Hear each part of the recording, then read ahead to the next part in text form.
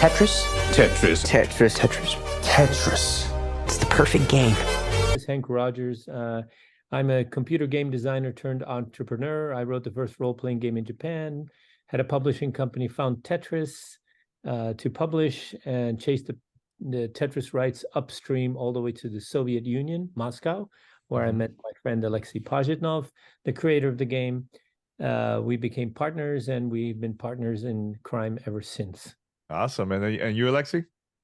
Yeah, I'm Alexey Pajitnov. I create game called Tetris, and here we go. All right. Yeah, you know what? Recently, actually, a couple of weeks back, I got invited to watch the film, the Tetris film. Oh, yeah. I really enjoyed it, honestly. Again, it's not 100% accurate, but I had a great time, and I think this is a great way, especially for those that doesn't know the history about Tetris and doesn't know much about games. I think even the gamers are actually going to love it. I think personally, for me, I had a great time watching it. And look, playing Tetris, I'm a huge fan. I've been playing it, not the NES version. I started playing it when the Game Boy version came out. Yeah, in Dominican Republic when I used to live there. oh. Yeah, and I was like, I was hooked, completely hooked with the game, man. So for you, Alexey, when you were creating this, were you thought this was ever going to happen? Like the game was going to be this big, this popular years later? Well, when I have my early prototype of the game without scoring or decoration, without graphic, sound, and anything like that, I still can't finish program it and keep playing. So when I catch myself that I'm so addicted to myself, I realize that it's a very good game, but I definitely never expect anything like what's happened. Yeah, and Hank, were you? I know you went to CES. Was it? What year was that? Was that 84? 88. 88. Okay. So when you went there, you were just industry networking type thing, or you knew you wanted to find something at this event? So I had a publishing company in Japan at the time, and I was looking for games to bring to Japan. That's what I always did at CES. And so I found Tetris at the Spectrum Holobyte booth. And normally what you do is you stand in line and you play a game, and then you stand in another line, you play a game for a little while, and you keep on doing that. Well, what happened to me is I realized I was standing in line for the fourth time at the same machine. I'm not supposed to be doing that. I'm supposed to be moving on to other games. And that's one thing. And the second thing is I realized I wanted to beat that high score that was on there. That was Gilman Louis, the president of that company, and I knew him. But anyway, I was into it, and I don't let myself get into games that deeply that often, and here I was. So you were thinking about the game even after CES. You're like, oh man, I can see this being a big, right? I was, like for me, the simplicity of the game was its power. There's so many other games with bells and whistles, and the bells and whistles are there to attract people to play the game, even though the game mechanics may not be the best in the world. But here we have no bells, no whistles, great game. Yeah, and Lexi, when you started showing this to other people too, do you think they also got hooked playing this right away, or it took them a while to figure it out about the game? Yes, right away. Well, at that time we didn't have any software market in Soviet Union, so the only way the software distributed was just copying between the machine with the floppy disks. So two times, my first original version on PDP clone, Russian PDP clone called Electronica 60. When I gave up, in 2 weeks it was everywhere. Everybody who works on those machines had this copy. Called it glass. The glass. And Alexey, so when you got to meet Hank for the first time, that he was just trying to find you, how was that first time interaction? Was it like, okay, this guy's kind of weird, or this was like, hey, let's talk? Like it was a quick process, or what? Yeah, I met him at the meeting when he showed up at Elork at the agency to purchase the rights. And yeah, my first impression was kind of weird. Yes, that's true. But as soon as I realized that he's my colleague, the first colleague I ever met in my life, you know, that, When he says colleague, he means game designer, fellow game designer. Yeah, I realized that we're gonna rather be friends. Yeah. Yeah. You know, it's crazy that it's gonna be 40 years next year, which is mind-boggling. And still to this day, there's still people playing the game. Like recently, actually yesterday, I was playing Tetris Effect Connected VR, and I was like in the zone. Beautiful game. Huge fan of the game too. So yeah, there's people still to this day playing. Actually, I have a story. My cousin, she was pregnant. This was like in the early 2000s, and she really had a really tough pregnancy, right? And guess what was the game that helped her during her pregnancy? It was the original Game Boy game. She had the Game Boy Color. That was the only game that she ever played in her life. She's not a gamer at all, and she felt good playing it, man. Love the game to this day. So I showed her the trailer of a movie, and she's super excited to watch it, man. Super excited. Yeah. Have you tried Tetris 99? Oh yeah, I love 99, of course. Oh, that's fun. Something. Yeah. Okay. Actually, for you both, are you guys are pretty good playing Tetris to this day, or are you like a casual here and there? Because people have been playing it, and they're pros in this, especially online. Well, I am little bit above average casual player. I used to be a good player. Well, as a matter of fact, I was champion of the world when nobody sees this game yet. Yeah. What about you, Henk? Are you pretty good or casual gamer? So I played basically all the versions of Tetris that I was involved in to the end. You know, I've got the space shuttle to come out on the Game Boy, for example. So yeah, I would consider myself an above average player, but I've seen, you know, much better players than myself. So yeah. You know what?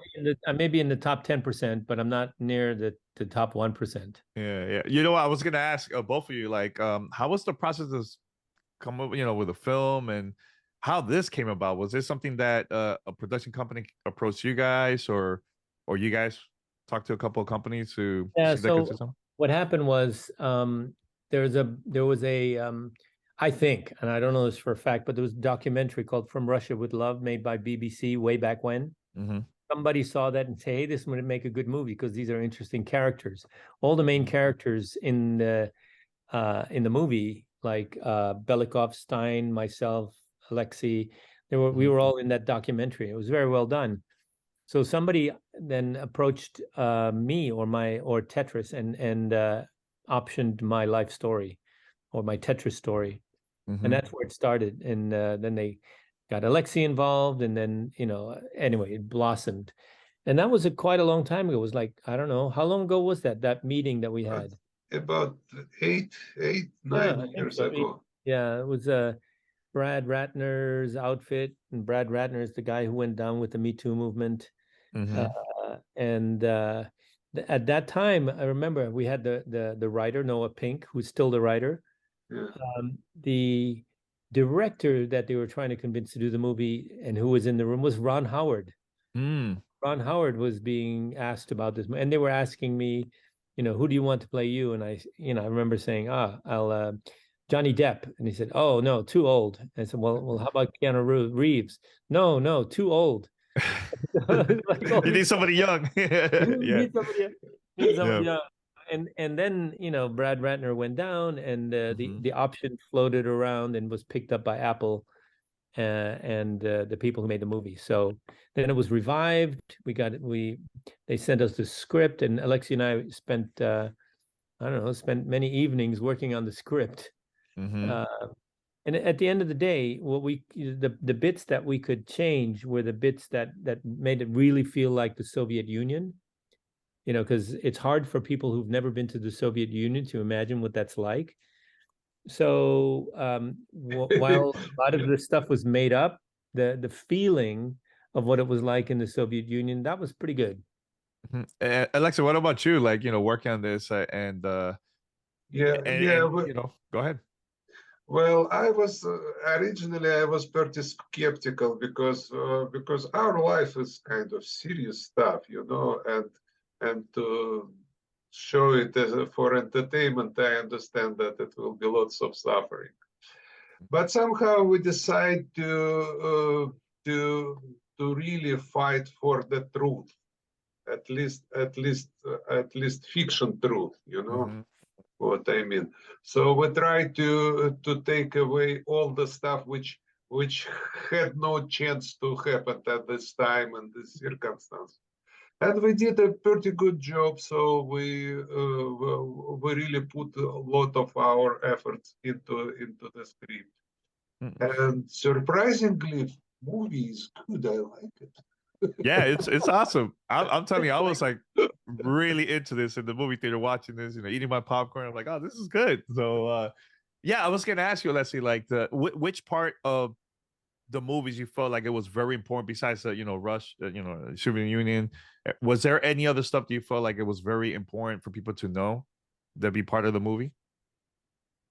Well, basically all this story and kind of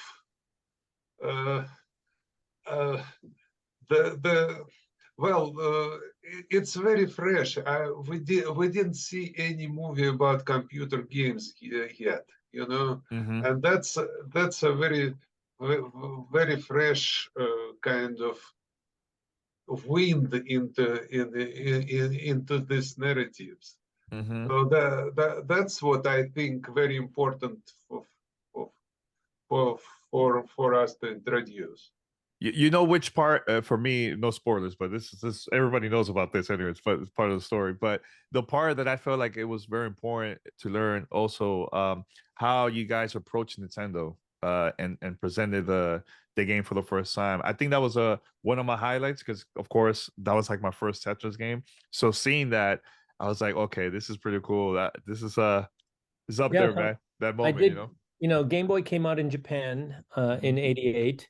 And so January '89, I flew to Seattle. I'd already done a bunch of business with Nintendo. And so I went there to meet with Arakawa. And I knew that he was trying to decide what game to pack in with Game Boy. And so I said, look, you should pack in Tetris. And he said, why should I pack in Tetris? I have Mario. And I said, if you want little boys to buy your Game Boy, pack in Mario. If you want everyone to buy your Game Boy, pack in Tetris. He called in his advisors, because he himself is not a gamer, neither is Yamauchi. He called in his advisors and asked them, and that's true. And so we shook hands on a deal. And based on that handshake deal that I had with Arakawa, I got on a plane a month later and went to the Soviet Union on a tourist visa. Yeah. And a question about seeing the reaction ever since the trailer came out. How's it been for you guys? Like, you've been searching online to see the reaction from the fans, and overall, what? Well, me personally, I've been inundated with, like, on Facebook. Are you kidding me? Everybody, everywhere I meet everybody, they're like all excited. Yeah. What about you, Alexey? Have you been reading the reaction from the crowd? I keep myself humble and I just sitting. I used to receive lots of letters for autographs. It's still coming. It start little bit more now, but basically I'm still afraid of all this popularity. No, but you know what it is, Alexey and Hank too. Like, I feel like what you guys did back then, it completely changed the industry overall. Because there was a time where people just wanted to play like shooters and different type of games, but having a puzzle game like Tetris, that was like a game changer for the industry overall, man. So for me, as a fan of video games, like that game completely changed my life, so I can understand why people are super excited to actually watch this, the movie at home and everything. So yeah, people are just being thankful about it, man. So, but I was gonna ask you too, Alexey. Like, next year is the 40th year. How are you gonna celebrate your 40th year of a game that you created back in 1984? Well, basically, we're still working on the new version, and we continue to do it. And Hank, me, and our colleague are doing a really good job to maintain brand, which is really important. Mm-hmm. Well, basically, we still have some concern because new generation of players are too lazy to figure out and get this stuff to play. It's not that easy to introduce the game for the new generation. So we have several ideas and we're working together on it. No, but And Alex, what he's asking is, how are you going to celebrate? well, sir, Party. I I mean, that's one way to celebrate too. yeah. My way to celebrate is to come up with the new, very popular version. That's the best way of celebration, and we are working on it. That's You know what? I think by releasing this film is gonna get a lot of new people. I think that have never played Tetris. They're gonna be curious. They're gonna find out and start playing it, and I think it's a great introduction for them. Yeah, personally, how like a lot of people got introduced because of the Game Boy. This could be that moment for Tetris again. I think. Mm. Yeah, do you agree? What you think, Hank? Yeah, absolutely. I mean, so there's a whole generation of young people that have never played Tetris.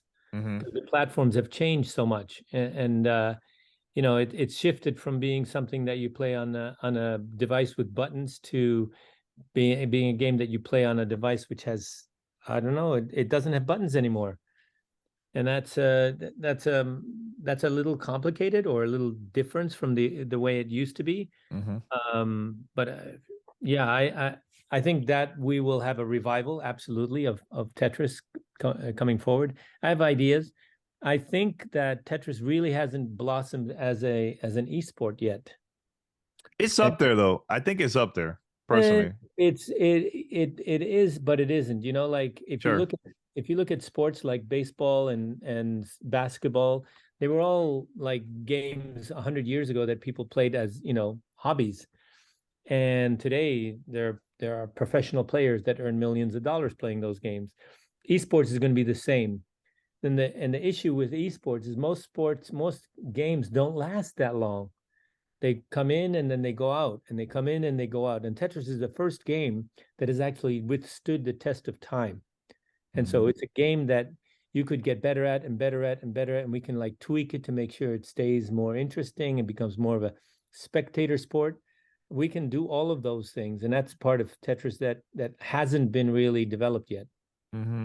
And Alexey, I was going to ask you, like, how? Go ahead. Sorry, but I just want to add, and Sure. we have very encouraging experience because we already have several competition, and the people and this is a very compelling event. It's not very broad yet, but it's becoming broader and broader. And what is important that people start to know how to comment it, how to excite the public, and whatever. So we are really on the way. We just need to push it a little bit. Yeah, I think it's gonna come. I think, especially once this movie comes out, I think it's gonna be a game changer for the company overall. So I was gonna ask you, Alexey. I know there was a lot of moments in the movie that also talks about not only you but also your family. How was that, seeing that again? Going through the back and forth with Hank and everything was going on behind the scenes of getting Tetris approved and everything, and also your family being part of that whole experience too. How was it for you watching that? Well, they loved the movie.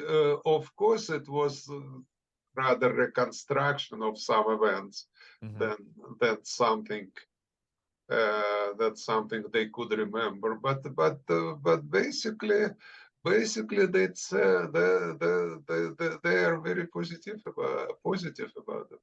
That's good. That's good. Now, my last question for both is going to be 40 years, right? But 100 years from now, what is it that you guys want people to remember Tetris when they look back and research? And, is there anything that you feel like it's important for people to know? Let's start with Alexey, the creator.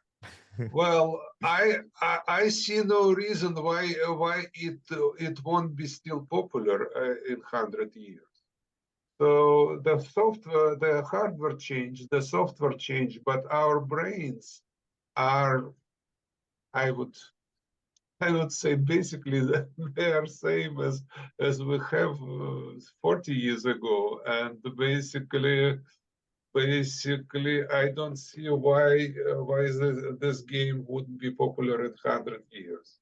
And in my dream, first of all, I wanted to be very often play on the big electronic posters, like in the Times Square.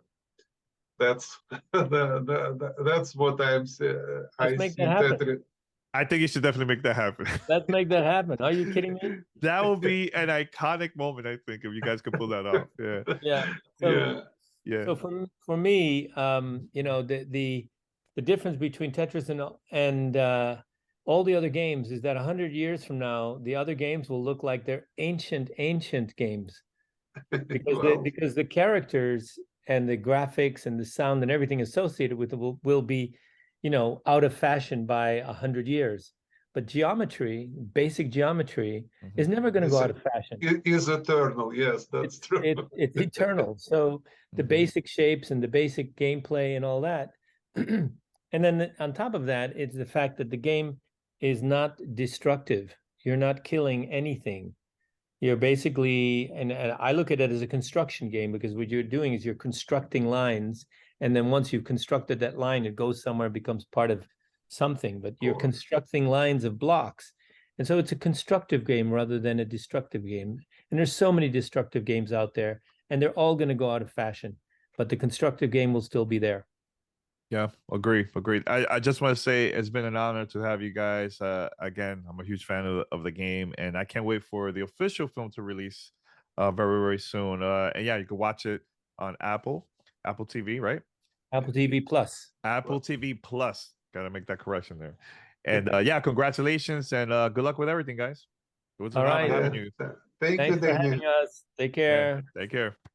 Aloha. Awesome.